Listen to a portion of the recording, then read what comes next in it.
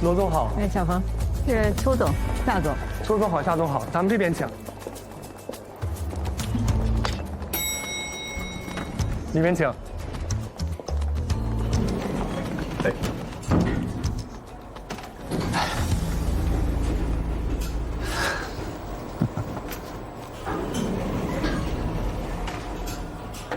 怎么又来了？不想着办法去送传票，老往我这儿跑干嘛？下当功夫。冯经理啊，我正好要看的那房子是10几楼来着？哦，17层，罗总。说起来，您的眼光真不错。这层楼下就是家律师事务所。怎么，要租17层啊？哦，还没人跟我说话呢。啊，是，先去看看吧，还没定呢。怎么，韩准有意见啊？我有什么意见？没意见，没意见。话说回来，我要真租在17层，那韩准的脑袋就在我脚底下，咱俩可真够有缘分的哈。哼。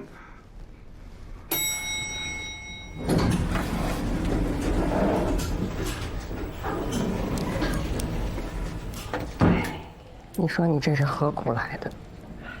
运点缘分，梦想总是会实现。哎，对，几位请。罗女士，这是 CBD 核心商圈，周围都是高端项目，商业氛围特别好，就适合你们这种开律所的。这采光视野还是很不错的哈。租金多少？1平12，物业发票全含，你们打听打听，全是最黄金的位置，这个价格已经算是到洼地了。我跟你说，就这写字楼，没有市政工作日，那电费能烧死你，还有那停车费。哎，毕竟是 CBD，这价格还行，还行，不算贵的。哎，这样吧，我们回去呢再商量一下，如果没有找到比这儿更好的地方呢，我们就选这儿了。那您再考虑一下。好，谢谢啊。怎么样，邱总、夏总？挺好，就是没钱。门开了，你们进去看吧，看完接着叫我锁门。好，谢谢您，刘大爷，谢谢啊。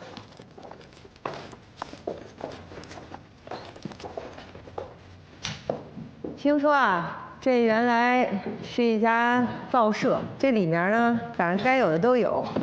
对于现在的咱们来说，是够用了。罗姐，咱们就算租不起 CBD， 也未必要住在这儿吧？啊，但你看，这窗户都是纸糊的，这楼不会哪天就塌了吧？瞎说，儿不嫌母丑，狗不嫌家贫。你好歹也是英华所的一员，你说这话合适吗？我告诉你啊，抓紧时间体验生活吧。这未来咱万一发达了，往 CBD 里一待，你这种地儿你想来你都来不了。既然如此，咱们又何必跑到良城所去嘚瑟一圈呢？到时候最后让人知道咱们就租在这儿，这不笑话咱们吗？谁爱笑谁笑去。搬进良城所呢，是咱们的梦想，梦想一定还是要有的。万一哪天实现了呢？世界上唯有2样东西能让我们的内心受到深深的震撼，一是我们头顶上灿烂的星空，一是我们内心崇高的道德法则，康德。哎，这个点不错啊，咱就给这留着了啊。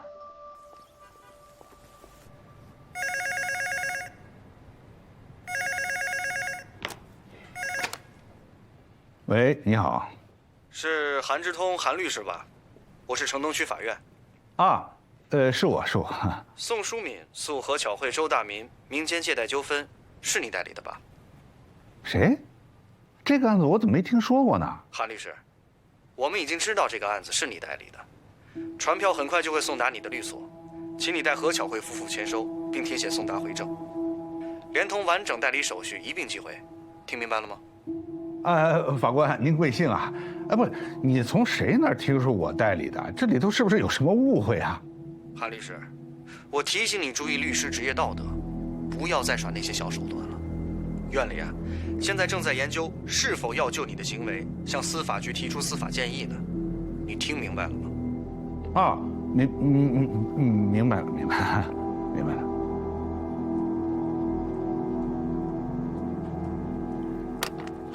内鬼，肯定咱们所说的内鬼。我的策略，我的计划全废了，我费了多大的劲呀！黄律师，哎，这韩律在里头。韩律，这我就不合适了。不，陈律师走吧，陈律师，别走，来的正好，你做个见证啊！我跟你说，可得小心了，咱们所出了内鬼，我签立代理协议还没出咱们所的，法院就知道我是代理人了，这不明摆着咱们所的内部出了问题吗？真有这事儿？当然了，那方律，这事儿不能坐视不管啊。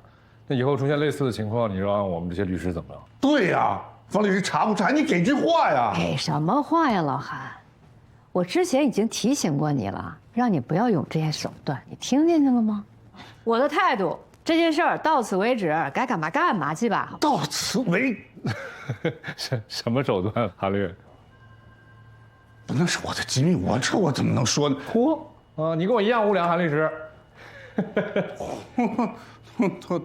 拖咱们谁不会呀？是不是？内鬼不除，永无宁日。是，得出，韩律师啊！气成这样，哎呀！找有事儿，陈律师啊，之前让我接手那个董先生的案子，一切进展顺利，汇报一下。辛苦啊，陈律师。以后呢，你的案子你就和陶正来对接。没问题，我直接跟陶律说，好吧？啊，那先不打扰了啊，您忙。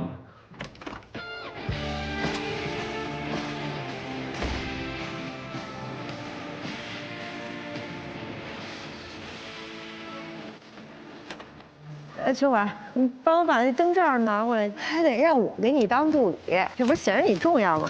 哇，厉害了！原来你是搞电工出身的。哎，好细点，小心点啊！好了，你说人家叫我。行，这就是我。啊，这个先放这边吧。哎，太高了。好，完美。好，喝口水。干杯！不错哈，被量程所轰出来才不到半年，咱们就有自己的律所，而且还有独立的办公室了。但是怎么看怎么还是觉得像个濒临倒闭的报社。呸，舅姐，你可不能这么说。哦，呸，我们都粉刷一新了，这是一个新的开始。我把话撂这儿，等将来咱们搬到量程所楼上那一天，咱们会怀念这儿的。哎，我刚才啊，看了一下这儿。喂，于法官。啊，您说。哦，好。哦，我知道了，我跟他们说一声。啊，拜拜。法院的于法官打来电话，说量程所内部有人把老韩代理何小慧的事儿捅到法院了。明天一早他就带人去送传票。什么？真的？他问我们要不要一块儿去呢？去呀，当然要去。哎，咱们现在就去医院去找宋阿姨。哎，我说什么来着？好人呀，是不会被这世界所辜负的。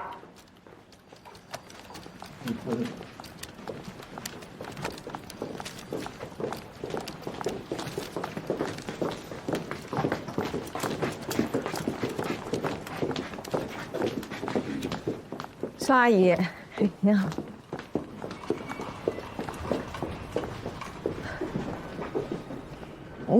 这个6号床的病人呢？你也走了，去哪儿了？爷爷马上就回来了啊。昨晚已经过世了。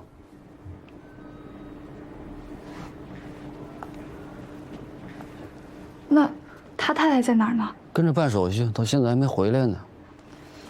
我给宋阿姨打个电话。谢谢啊，打扰了。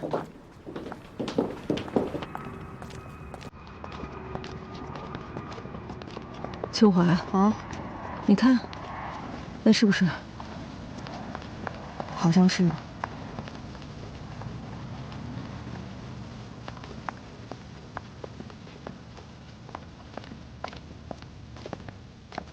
宋阿姨，宋阿姨您节哀。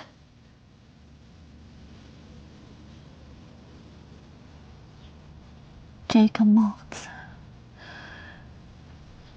是我给家生织的，到后来，这上面都沾着他的白头发，我就一根一根的摘，要把它推进太平间的时候，我怕他冷，想给他戴上，可最后也没有来得及。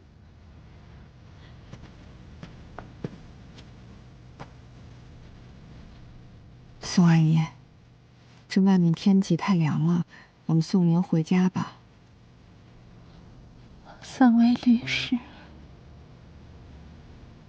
这段时间辛苦你们了，给你们添了这么多麻烦。这个官司我不想打了，你们3位的恩情，我怕是也还不上。哎呀，宋阿姨，您这是什么话呀？我们来呢，也是要跟您说一件事情。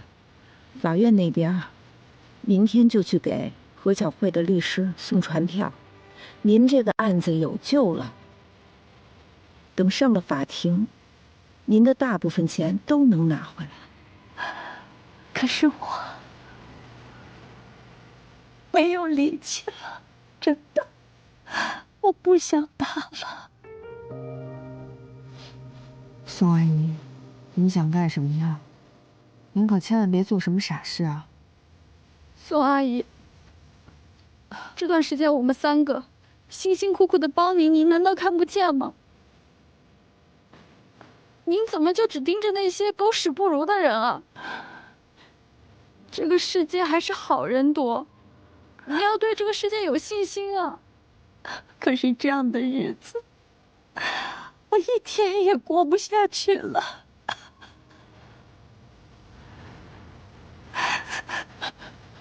宋阿姨，您别怪我说话狠。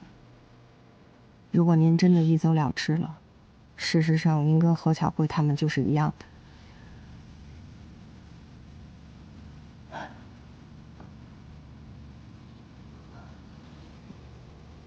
对啊，您走了，那这个案子就没有原告了，那这个案子就会被撤销，那我们这3个人白费了半天的力气，1分钱都打不回来，还会被别人说我们3个律师的能力差。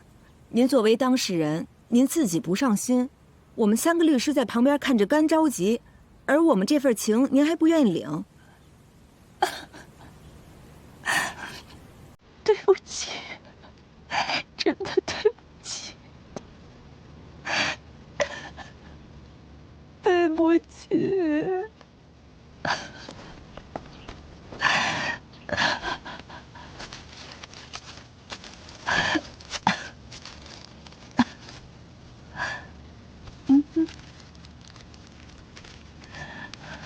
宋阿姨，我特别能理解您。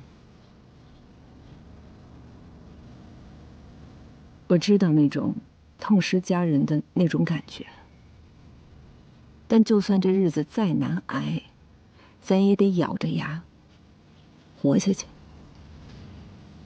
那些把坏事做绝的人，伤害他人却不会感到一丝良心不安的人，他们都好好活着，那您也更该好好的生活。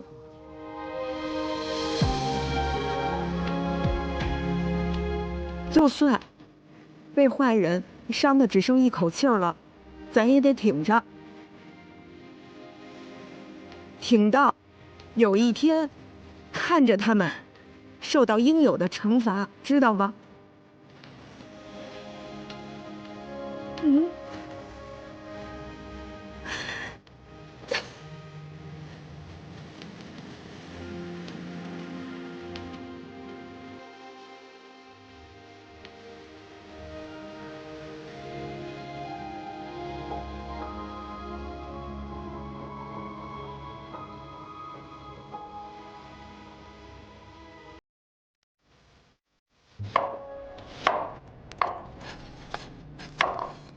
新同学办公室怎么样啊？用不用重新装修啊？我朋友的同事，他表哥就是干装修的。我们钱都用来租房子了，哪有钱装修啊？就先这样吧。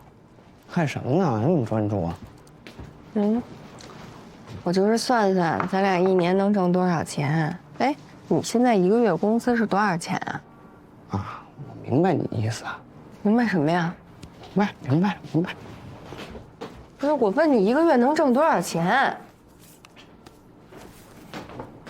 我每个月的工资除了生活费都放在这坎儿里了。密码你生日，正式交给我老婆大人。我不是这个意思。我懂，我主动给你的。老婆管钱天经地义，收下。干嘛呀？我给你跪下。别！老婆大人，这一请元宵呢。快起来！那我先替你保管。哎，你知道这个钱，我本来打算干什么的吗？干什么的？未来教育基金，给咱孩子存的。哦。那行，那以后我每挣一笔钱也往这个卡上打一部分。那咱什么时候要孩子呀？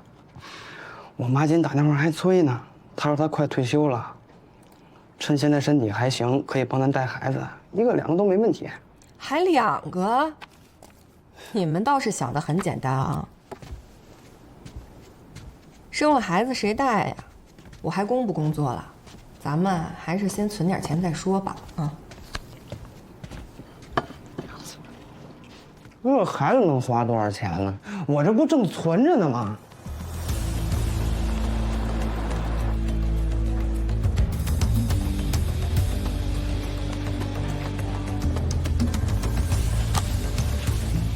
传票，您收好。韩主任，法庭见。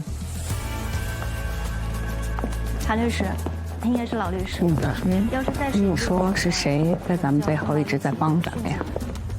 还有田律师，作为协同律师，你也要负起连带责任。请2位准时上庭。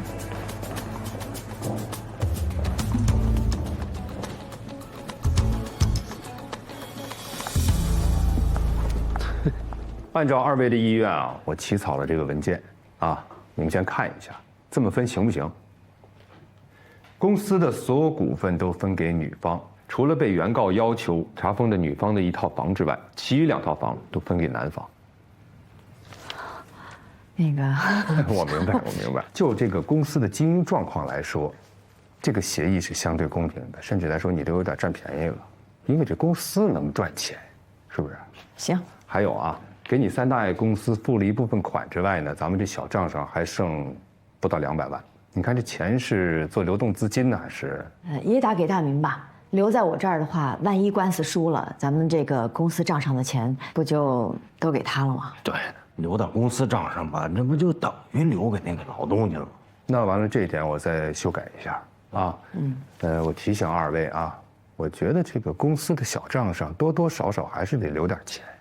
毕竟原告在公户上是1分钱都没捞着，有点说不过去。是，那明白。行，那2位要是没什么问题，一会儿我修改完这个协议之后呢，你们签完字，就直接奔民政局办手续去。好的。这整天啊，不是吗？签了。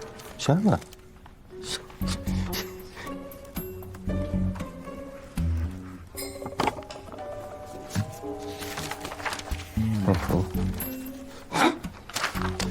严肃点，这离婚呢？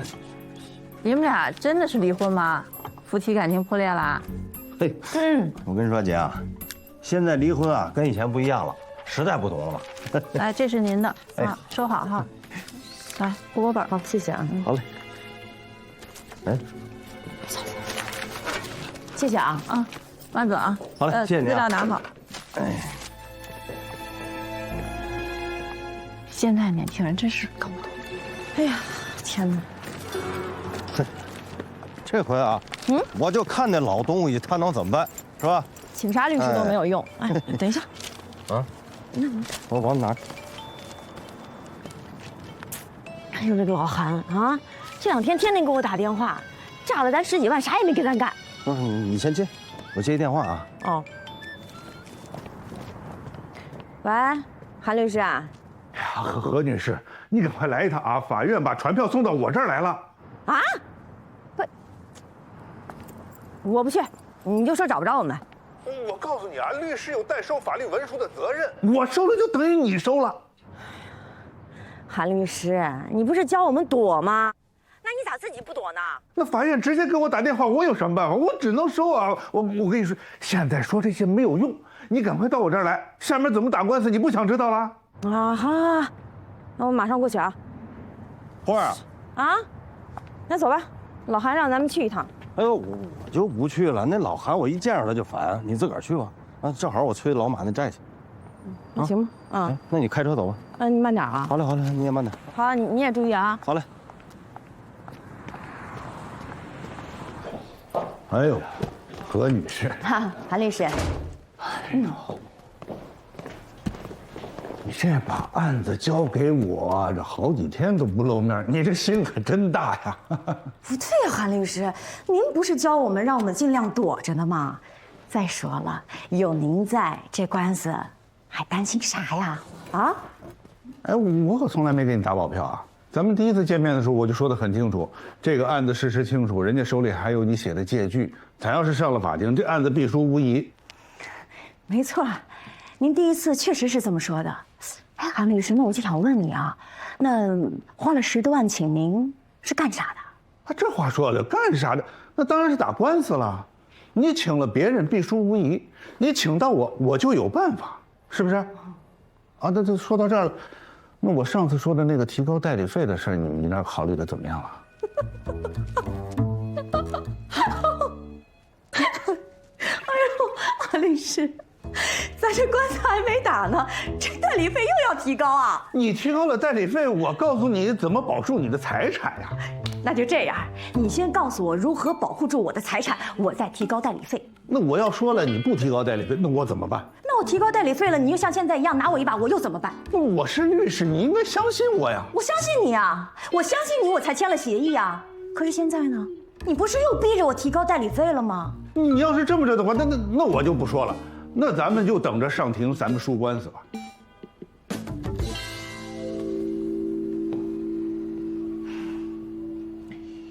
韩律师啊，我花了10多万请你来，你要是这么跟我说话的话，咱们可能就得换个地方，再好好聊聊了。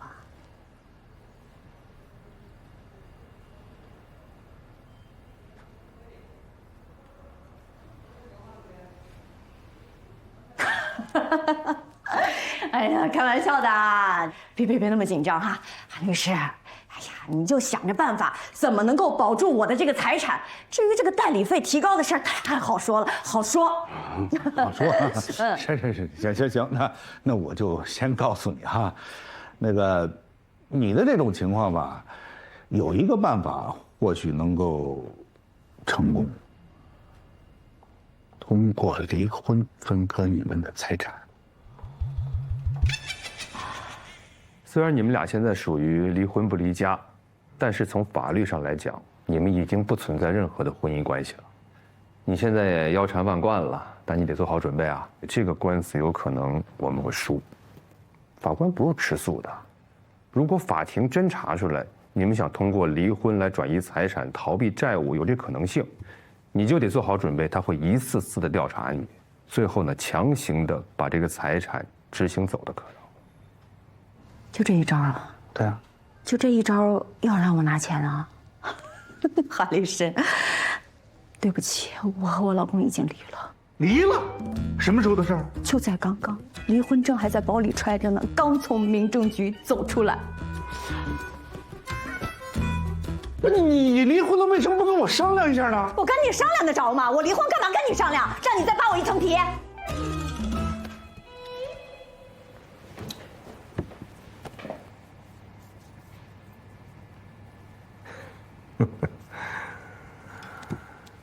谁说我是假离婚了？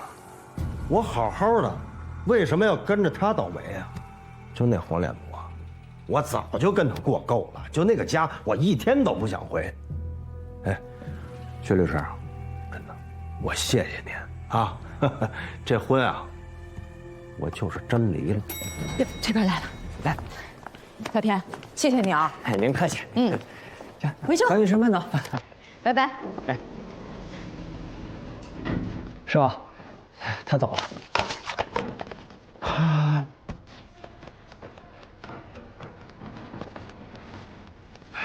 手了，韩律师，你说你是不生气了？没，刚才来了个当事人。哎呀，我说真是韩律师，你说你当这么多年律师了，那什么样当事人没见过？你至于动气吗？啊？谁说？我以后得好好向您学习。你向弟弟学什么呀？这世上啊，有些人根本就不值得你去帮他，活该他输官司。就是啊，他说的这点我得向你学，这韩律师你一直不都这样吗？不，这招是我向你学的。不，我得向你学。我向你学的。那咱不向学习，向你学习为主，向我学习为辅。行，反正的代理费拿到手了，让他输成就是，你钱都到手，你生什么气呢？是吧？就是。你干嘛呢？就哄你师傅。哎，没事啊。没。谢了哥啊，生出病来无人替。就是。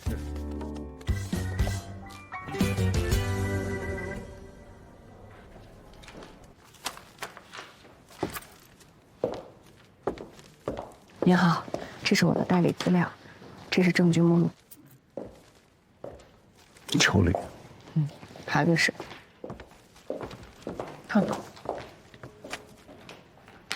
证据都准备好了，让法官准备好。韩律师，小天儿，何律师。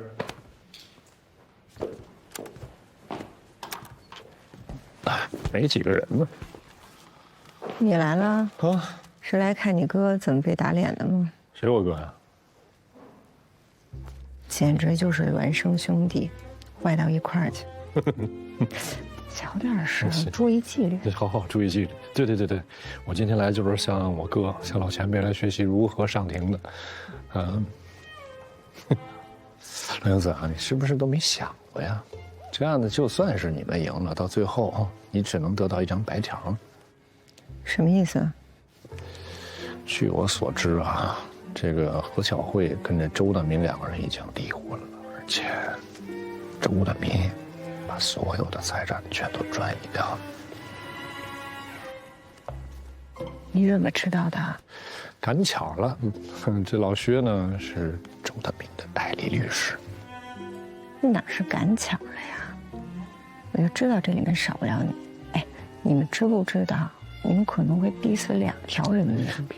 别你们跟我有什么关系？谁逼死？我是好意提醒你，到你这儿怎么劝？哎算了，跟你我也不解释了。你觉得是我就是我嘛，啊？还有啊，委托人他们的利益是你们需要承担，这是你们的义务，不要遇到点什么事全推到别人的身上。放心吧，我的当事人一定会好好活到拿到财产那一天的，而你的不是我的，是老薛的。差不多，一定会被剥夺的一干二净。好的。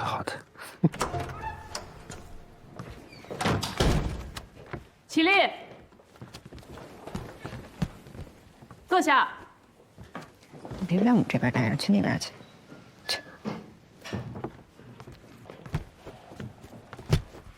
现在开庭。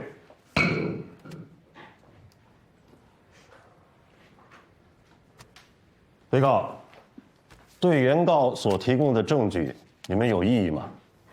没有。有异议。有什么异议？对借款合同的真实性不予认可。原告和被告是干母女，关系密切，他们之间有款项往来，但是没有借贷合意。还有那个借据上的那些签名，好像也不像是被告的。所以我方申请对借据落款签名的真伪进行鉴定。你们怀疑借据是伪造的？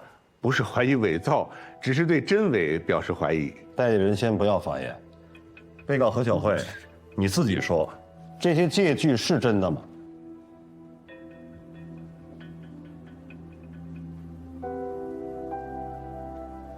是真的。可是法官，钱我全花光了，我没钱还。可是根据原告提供的证据，你名下有一家公司啊，经常经营信贷业务。原告代理人说，这家公司去年的流水量近1000万，你怎么就把钱花光了？苦穷。法官，您可能不知道，去年还行，可是今年这生意实在是太难做了，去年挣的钱全赔了，还欠了一屁股债。妈，不要对当事人说，对法庭说。法官，我不是不想还钱，是我根本就没有钱还。要不我把公司、把我住的房子全卖了，我还个三分之一，你看行不行？你向人家借了300-400万，只想还给人家1/3。法官大人，您可能不知道我跟我妈的关系，可能不知道我跟宋女士的关系。我从小就没有妈，我把宋女士当成自己的亲妈看，甚至比亲妈还亲。我妈也无儿无女的，把我当成自己的孩子看，我还想着要给她养老呢。妈真的也对我好，要没有这层关系，这样的感情，你说她怎么可能借我这么多钱呢？妈，没想到咱们娘俩弄成这样，都上了法庭，我这心里……妈，您这要是逼着我全还，那就是要你女儿的命啊！要不，妈，我还1/3，你看行不行啊，妈？被告虚构各种理由骗取原告信任，向其出借款项，直至原告所有存款借光，其出借本金不止诉请的这320万，实际为537万。因为起诉时原告丈夫罹患癌症，急需手术费用，原告因证据暂时无法全部收集，仅就诉请金额进行起诉。就剩余未主张部分，原告保留再次起诉的权利。被告的行为已经不是普通的借贷，而是利用原告的善良骗取信任，巧取豪夺。我们坚持全部诉请金额，并且不同意调减借款本金利息以及分期还款。被告，既然你们承认债权债务关系是真实有效的，那就没有不还的道理。本案事实清楚，法律关系清晰，本法庭。法官，我方承认借过原告这些钱，但我的当事人由于经营困难，实在一时无法拿出这么多钱来。我们需要一些时间，我的当事人愿意制定出一个还款计划，交给法庭审查。如果法庭同意，还请择期宣判。反对。如法官所说，本案事实清楚，法律关系清晰，没有继续拖下去的道理。我方要求当庭裁判。法官，即使当庭裁判了，我的当事人也拿不出这么多钱。法律等于又一次打了白条，300多万，它不是一个小数字，所以我们确实需要时间。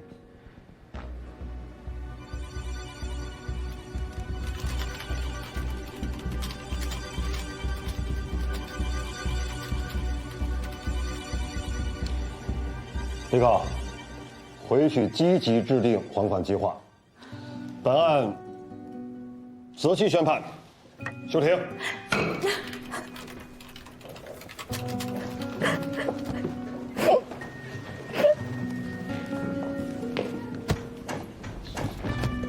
哎，白条。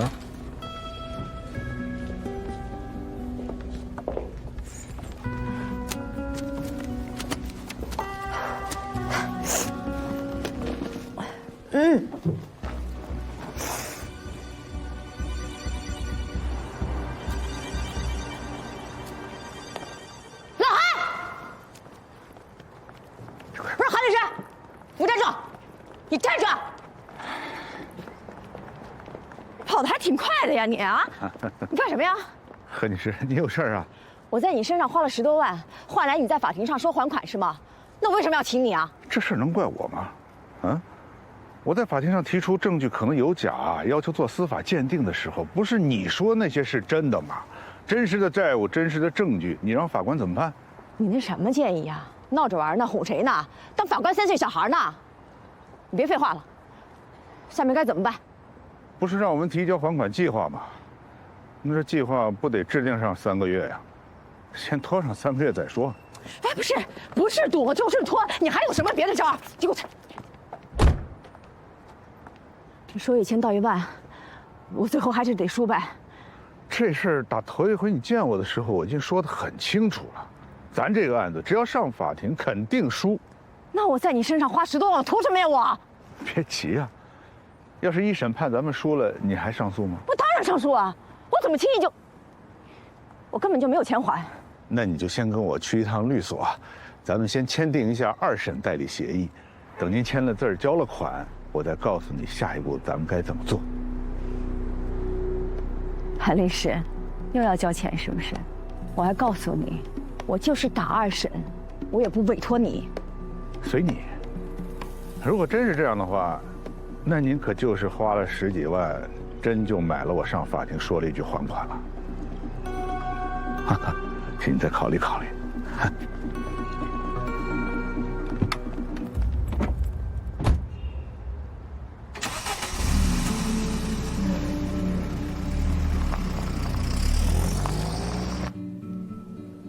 宋阿姨，我知道您的顾虑，但是您也不必太过担心，法律就是这样的，它不会当庭就宣判，所以一旦有什么事情，我们绝对第一时间会告诉您的。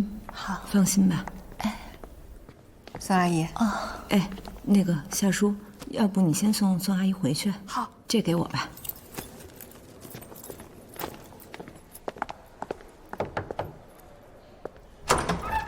刘法官，您也说了，这个案子事实清楚，法律关系清晰，那您为什么不当庭下判决呢？当庭判决毕竟是例外情况，而且被告不是说有调解意愿要制定还款计划吗？如果分期还款可行，那原告实现债权应该比走程序再到最后执行要快吧？刘法官，何巧慧开的是小贷公司，借款人都是用钱救急，都是拿房子做担保，所以以何巧慧的收入是完全可以一次性还清的，只是她不想。而且还有一个情况您可能不太清楚，这个何巧慧在收到传票以后就跟周大民离婚了，而且把大部分的财产都转移走了。这个情况我不知道啊，属实吗？有证据吗？绝对属实，我们可以申请调查取证的。其实何巧慧他们呀，就是想故意拖延，既希望在拖延的期间呢，让我方当事人经受不住打击倒下，最后他就可以赖掉债务。但是我方当事人确实是拖不起了，她60多岁了，身患多种疾病，她的丈夫因为没有钱治病，前几天也去世了，膝下有无儿无女的。刘法官，我方请求法庭这边尽快下判决。好吧，我们尽快做出判决。请进。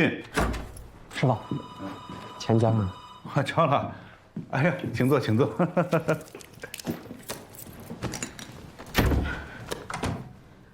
韩律师，前后你在我这儿挣了快20万了吧？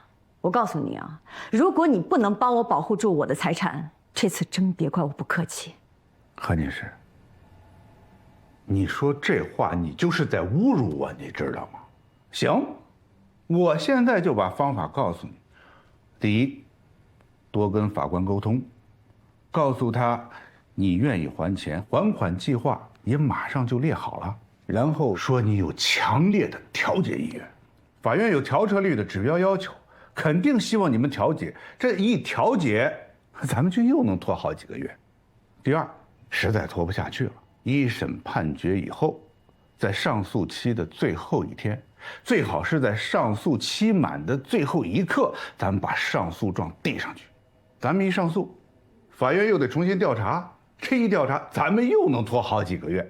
第三，也是最重要的一条，赶紧去找周大民，把那些财产掌握在自己的手里，千万别让他弄假成真，把婚真给离了。到时候你从老太太那儿骗来的钱，全让他又给坑跑了。这一点你不用担心，我已经跟大明我们都说好了，只等着官司打完了之后，他就跟我复婚。这话你也信？哎，如果我手里掌握着从你那儿得来的几百上千万，你给我打电话的时候，我肯定也说离婚是假的呀。你别忘了啊， 2审结束以后，咱们还是要输的，到时候你负债累累，人周大民凭什么跟你复婚啊？你要是不相信，咱们就测试一下，你找一个你最信任的人去开一家公司，你让周大民把骗出的钱全打进去，你看他办不办？哎，不，何女士，我话没说完呢，何女士。周先生，您看一下我们这楼盘，那是我们1期，已经售罄了。这是2期，现在正在开售。我们这个小区啊，特别的方便，出门就有滑雪场，还有高尔夫球场。社区里边还有大型的超市。怎么样，雅丽？刚才那2套喜欢哪个啊？我跟你说啊，这可都是绝版户型，是吧？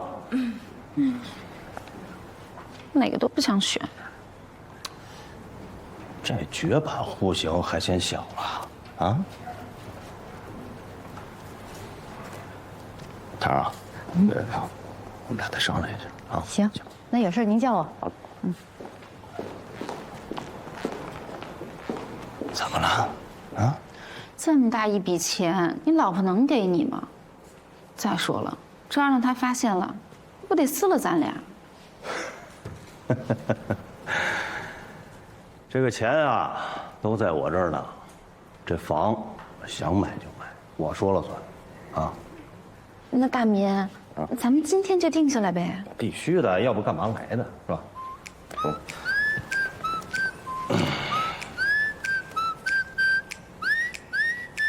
公司的事儿我接一下啊。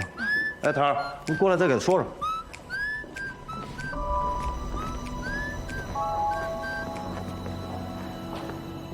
哎，小慧儿，有事吗？你在哪儿呢？我在外边呢。你在外头干什么呢？法官还让咱们还钱。我韩律师呢？那法官叫还就还啊。不是，那咱早还上不就完了吗？干嘛等到今天呢？你别废话了，我告诉你啊，老韩给咱们出了几个主意，我拿不定主意怎么办了？你赶快回家跟我商量商量啊！你快回来。行吧。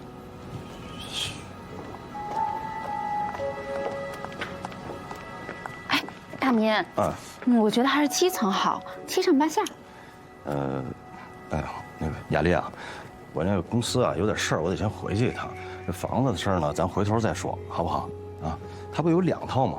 啊，你回头呢，你对比对比，然后那个让唐再给你介绍介绍啊。哎，不是，怎么又再说了？不是今天定下来吗？花儿，花儿。催命似的叫我回来干嘛呀？有什么事电话里说不行吗？啊，我这一堆事儿呢。大民啊，咱们这个官司还不知道拖到什么时候，那些钱放在你那儿也是白放着，也没有办法放贷出去。那个老韩啊，给咱们出了个招，让我用我表嫂的名字开了一个新公司。你快，你把那些钱赶快打到咱们新公司里去啊！这个呀。行，慧儿啊，你说的对。咱那么多钱啊，我也不能让他全趴在账上了，是吧？不怕贼偷，就怕贼惦记。我也担心他不安全，我呢就拿他做了个投资，而且做的还都是长线的，这钱他一时半会儿他收不回来呀。就这个。你电话里说不就完了吗？我这一堆事儿呢。行，我先走了。你给我站住！怎么了？还真让老韩说准了。老，他说什么呢？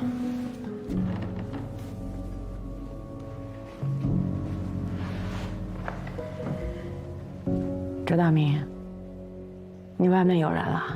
你别管我外面有没有人，你现在告诉你，你不要给我耍花招，那些钱是我的，你必须给我打回来。你给我记住，离婚是假的，财产分割也是假的。你把钱给我打回来，那是我的钱，要不然的话我就告你，我就告你。你把我，何小花，你够了啊！你看你现在这样，就像个泼妇。我就奇了怪了，我怎么就忍你这么多年呢？咱现在已经离婚了啊！刚才你提到那个财产分割协议，你之前是看过的，你同意的，对吧？咱以后驴走驴道，马走马道，以后别再来找我了，好吗？拜托，再见啊！你放屁！你给我回来！你就是给我你给我回来！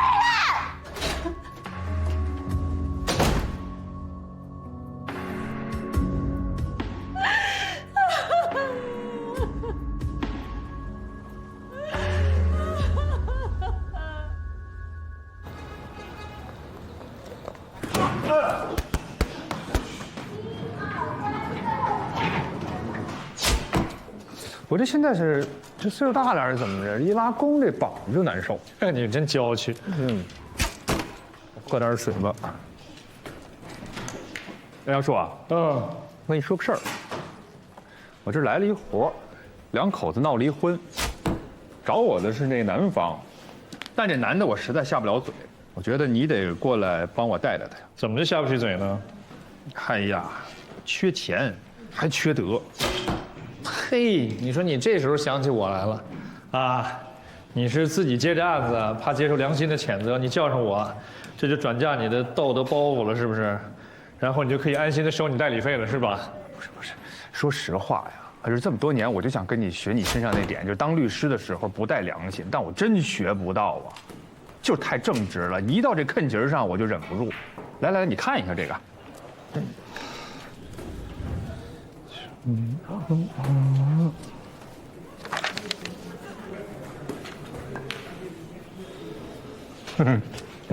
有点意思哈。笑什么呀？你说巧不巧啊？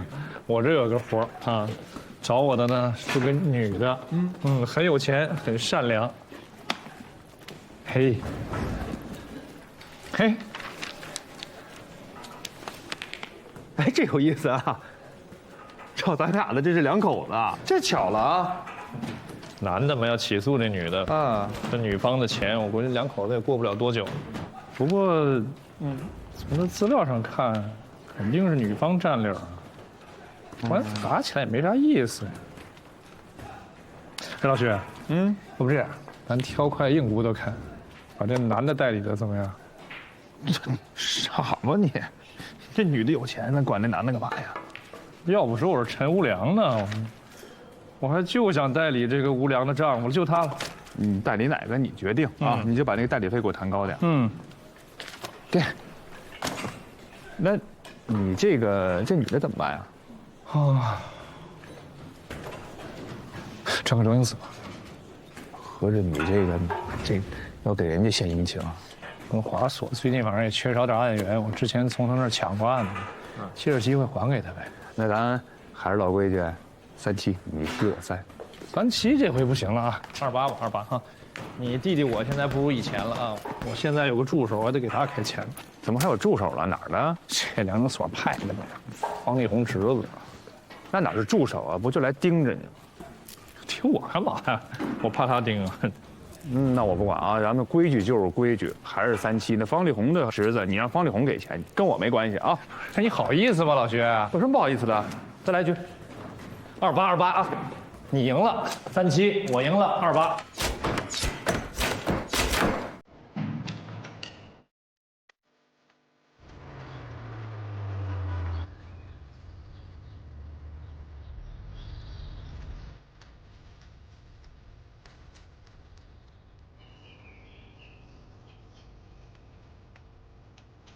看到了，我这腿呀，从小就残疾，所以呢，不喜欢和人打交道。长大后呢，也没个像样的工作，婚事儿呢就这么耽搁下来。后来有人就跟我妈介绍到了他。我们家燕玲的事儿，你到底给人家说清楚了没有啊？你放心吧，我都跟人家说了，人家小伙子现在就是个农村户口，只要城里户口，人家可看不上你家燕玲。怎么还没来呢？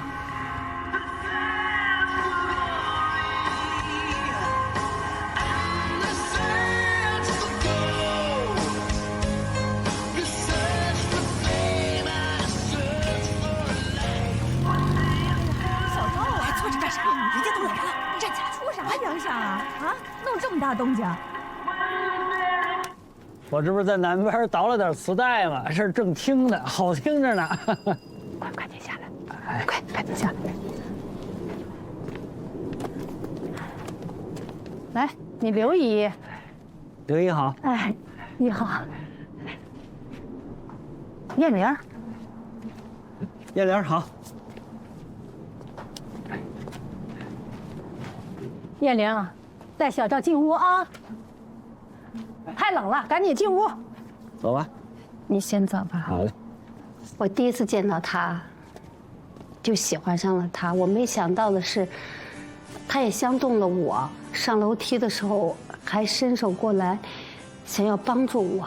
当时就那一下，我觉得特别的温暖。我从小到大不喜欢和人来往，我这性格真的特别的无趣。他完全不一样，他特别爱玩，特别快乐的一个人。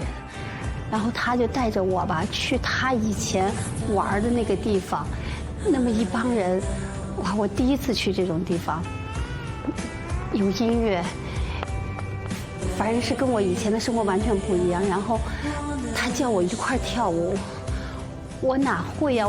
我也不敢呀。当时我真的是不知道该怎么待在那儿，结果他就带着我一起跳，他让我脚踩在他的脚上，就那么跳。跳了一整首曲子，他也会骑着他那个胯子，带着我满城的逛，满城的跑。我从来没过过这种生活，这是另外一种生活。他告诉我，生活可以换一种活法。圣诞快乐！你先别管快不快，我就问你高兴不高兴。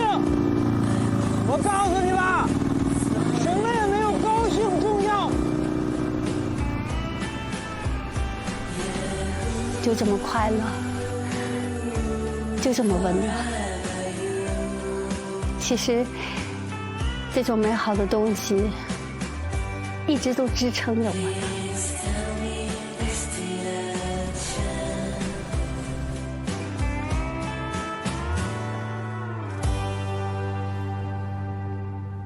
哎，这么听下来，您跟这焦女士，这不是一个爱情故事吗？哎呀，陈律师，你可太逗了！爱情，他是个瘸子，要模样没模样，连整话都说不利索，我怎么能爱上他呢？我们没多久就结婚了。结婚11个月以后，我生下了我们的儿子。我本来想有个孩子之后，我们的婚姻就能够稳固下来。可是谁能想到，孩子4个月大的时候，他连个招呼都没打，就跑了。跑哪儿去了？后来我知道他的消息，说是和朋友去广东了。我有了他的电话号码，我就给他打电话。我一直打，他不接，再打。后来他把电话号码就给换了。孩子10个月大的时候，我又得到了他确切的地址，在广东。我带着孩子就冲过去。我记得当天我在楼下等，他在楼上，就是不下来。我就那么守了1天。后来他索性爬楼顶跑了。狗血！焦女士，那他出走的这些年，他给过孩子抚养费吗？没给过。他这个人特别贪玩，手里也存不住钱。再说了，他当时在金北打工的时候也没一份像样的工作，所以当时在家的时候，那些日子也都是花我挣的。老婆不想要，那孩子总是自己的呀。这不是亲生的吗？是不是？是。那对呀，那亲生的，您怎么能一走18年管都不管啊？不是我不想管，是管不了。我连我自个儿都喂不饱，我咋管孩子嘛？那这18年，您在南方都做了些什么呢？玩呗，我天生爱玩。这些年，在哪个行业也没干长久。跟朋友做过生意。赔了，跑过运输，赔了，还干过快递，也赔了。哎，我还在海上倒腾过东西呢，也赔了，倒是赚了，但是被逮了，钱没落着，还在局子里蹲了好几天。哎，你说人这一辈子，不就那么回事儿？钱算个什么东西？见识多，才算没白活。你说是不是？是，您真了不起。家里的老底呢，很快也花完了。这我身边还带个那么小的孩子，我也没办法。日子是真的挺难的，我就在家哭。我哭了好几个月，没人管我，真没人管我。后来呢，没办法，我就试着开了一家小饭馆。没想到大家就特别爱吃我做的菜，我就从1家做到了5家，然后又从小弄堂开到了现在这种高档酒楼。我一个人管不了，然后我就请人帮我一起来管。这没想到，你看我这个以前在人前连个话都不敢说的人，现在也算是有了一份自己的事业。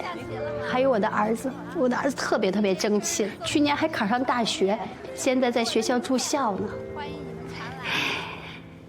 就在这个时候，他回来了。谢谢你们，今天亲自过来。赵总，你请留步吧。不要，我送你们上车，没问题的。希望咱们呀这次能够合作的顺利。一定的。备了点店里的特产酱菜。您客气了啊。再见。好，再见。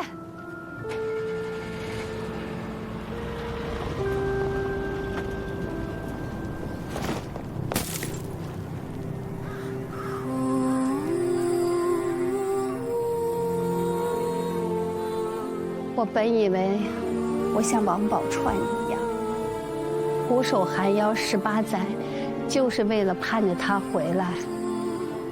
可是没想到，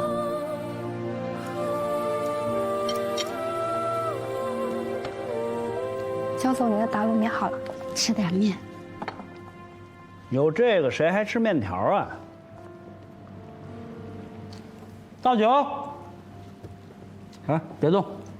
让他倒，你不是老板吗？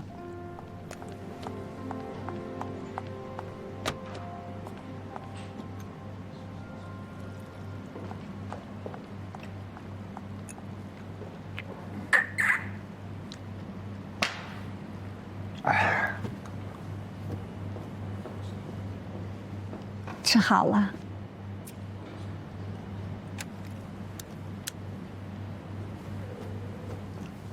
燕玲，我是回来离婚的，就不错啊。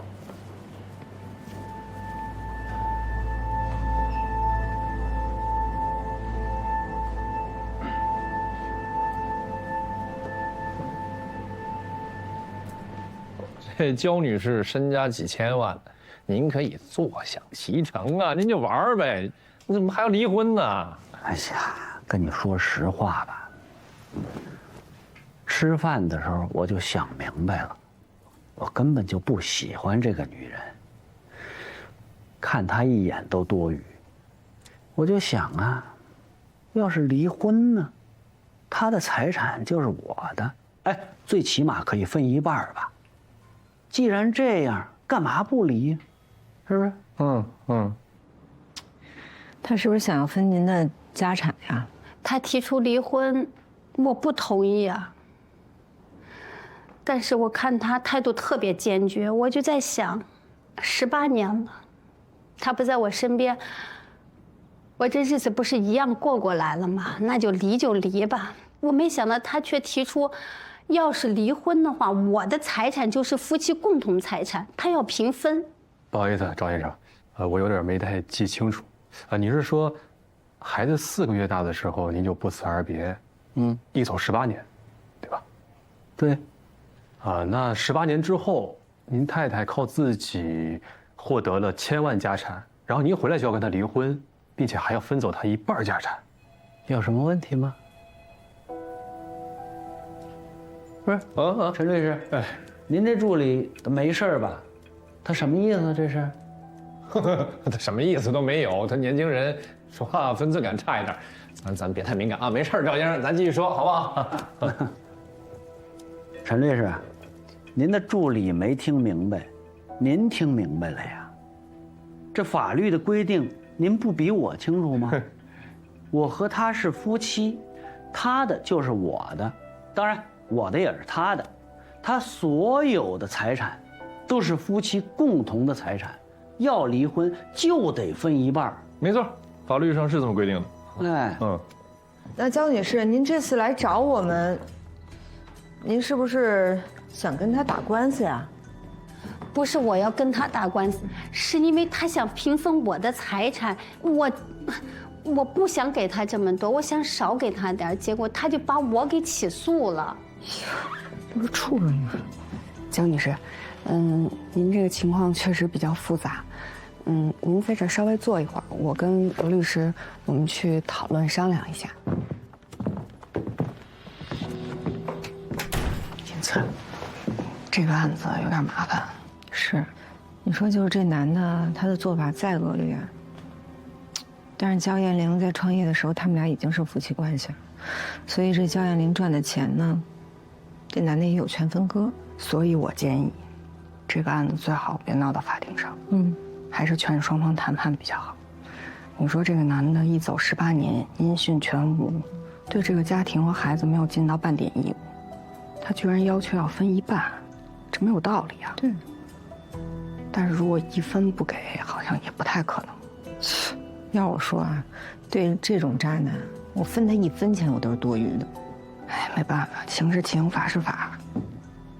你刚才听他嘴里讲的这个赵先生，就是一个无情无义、没有半点良知的人。像这种人要是闹到法庭上，肯定也不会客气的。更何况他的代理律师是程无良。你刚跟我说了这么多呢，这赵先生啊，我挺担心的，怕上庭吧，那法官不会同情你。我要法官同情干嘛？法律不就是这么规定的吗？法官他不能不顾法律乱判吧？按法律来就是一半儿。是该分一半儿，但是吧，赵先生，这人活着，他金钱确实很重要，可是他名声不重要吗？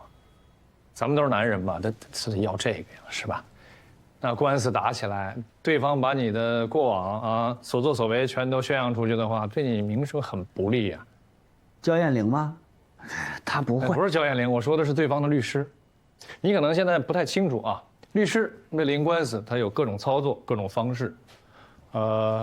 比如说吧，制造舆论算是其中一种。就像我刚刚说的，他们把你的所作所为全部宣扬出去的话，舆论会偏向谁啊？偏向焦女士吧？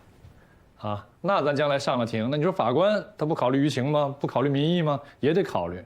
那打这官司，咱难度太大了。哎呀，没关系，我拿完钱就走，别人爱说啥跟我没关系。这事儿你想简单了，现在是互联网时代，雁过留痕啊！我跟你说，你有什么负面消息的话，往那一坐，敲下键盘，电脑屏幕上就全都出来了。他跟你一辈子，你走到哪儿都一样。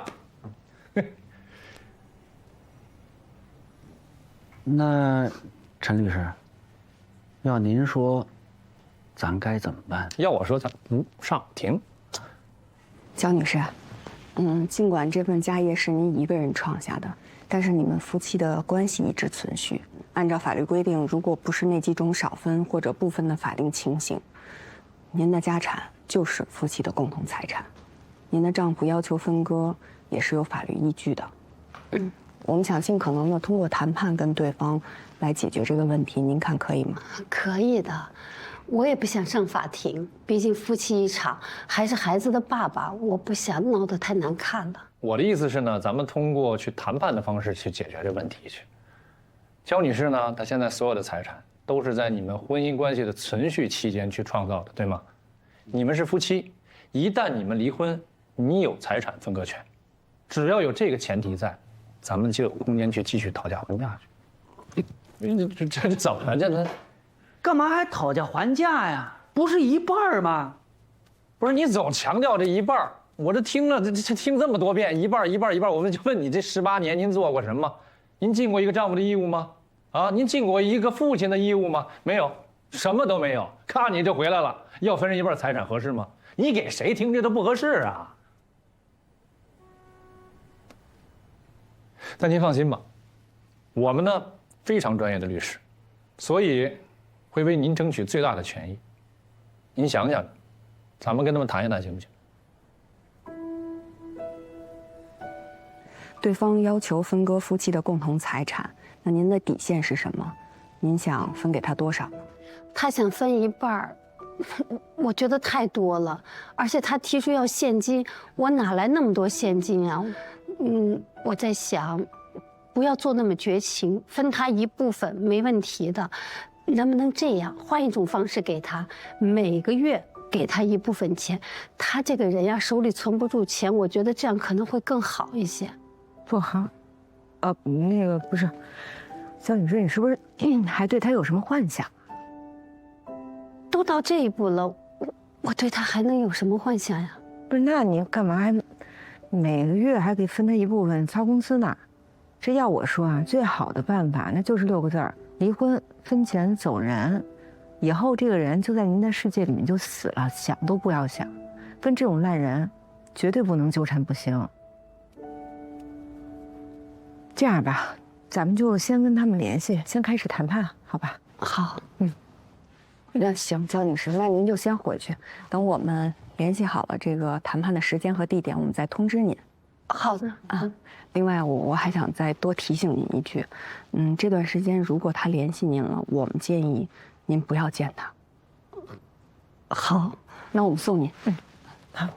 对了，焦女士，那我把那个委托书啊，还有协议，我先把那电子版的发给您，您回去先看看哈。好。焦女士，那焦女士我们就不送了。好。到时候咱们随时电话联系啊。好，再见。再见，焦女士，再见。不是，你这一会儿送又一会儿不送的，有病吧？我刚才接他上来，走这一路，他总是落在后面。他是为他这条腿自卑。咱们坐着，他起身，他会觉得咱们在背后看着他。你说这走廊这一条路，咱们要是送他，他会觉得咱们在后面这样看着他，我怕他心里不舒服。哟，够心细的呀！哎，我平时怎么没看出来你这么善解人意？我这不是分对谁吗？像您这样拥有一颗大心脏的人，平时也不需要我解呀。你少扯我，我说你跟夏叔呢。你赶紧给对方打电话约谈判的事情吧。不是，凭什么咱们给他们打电话？为什么不是他们给咱们打电话呀？大姐了，你能别因为对方是陈硕你就端着吗？咱们是被告，咱们不主动打电话，那咱们就只能等着上法庭了。那反正我不给他打，要打你给他打。你爱打不打？